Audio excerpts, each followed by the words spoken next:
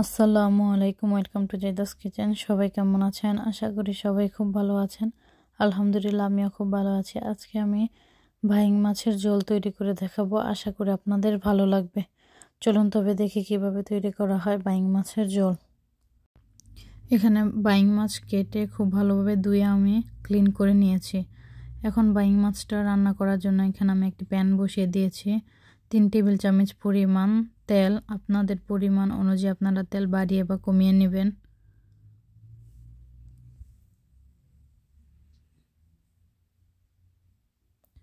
Half চা চামচ আস্ত জিরা,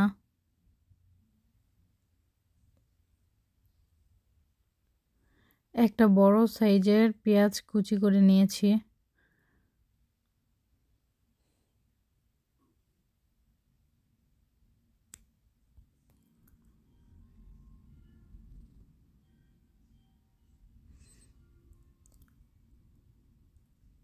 এখন আমি স্বাদ মতো লবণ দিয়ে দিব। লবণটা আগিয়ে দেওয়ার চেষ্টা করবেন, এতে করে পেঁয়াজটা তাড়াতাড়ি নরম হয়ে আসবে। এখন আমি অর্ধেকটা পরিমাণ টমেটো কুচি দিয়ে দিচ্ছি।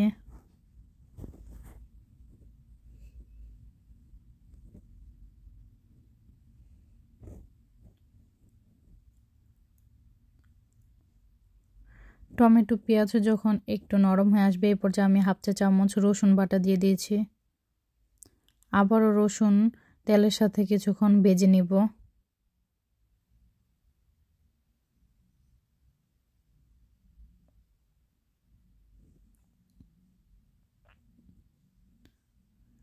ভেজে নেওয়া হয়ে গেছে, এখন আমি মশলা দিয়ে দিব। হাফ চা চামচ হলুদ গুঁড়ো, 1.5 চা চামচ ধনিয়া গুঁড়ো, হাফ চা চামচ মরিচ গুঁড়ো। জালটা আপনাদের স্বাদ অনুযায়ী বাড়িয়ে বা কমিয়ে নেবেন। পুরো মশলাটি আপনাদের স্বাদ অনুযায়ী বাড়িয়ে বা কমিয়ে নিতে পারেন। এখন আমি তেলের সাথে মশলাটা কিছুক্ষণ ভেজে নেব। ভেজে নেওয়া হয়ে গেছে, এখন আমি ধুয়ে রাখা মাছটা দিয়ে দেব। আপনারা খেয়াল করেছেন আমি কিন্তু কষানোর জন্য কোনো পানি অ্যাড করিনি। এখন মাছ থেকে পানি উঠবে। মাছটা আমি মশলার সাথে খুব ভালোভাবে কষিয়ে নেব।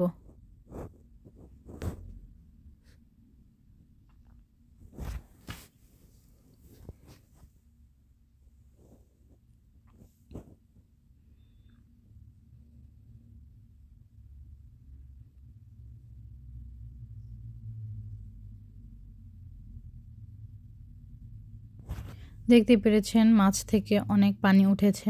এখন আমি 3-4টা মরিচ মাঝখান দিয়ে ভেঙে দিয়ে দিচ্ছি।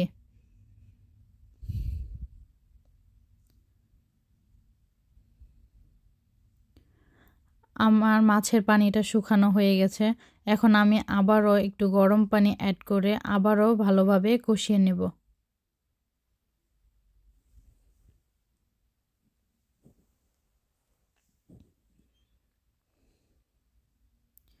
আমার কষানো হয়ে গেছে, এখন আমি পরিমাণ মতো জল দিয়ে দিব।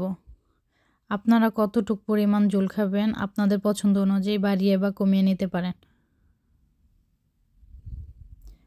এখন আমি হাই হিটে জাল দিয়ে নিব।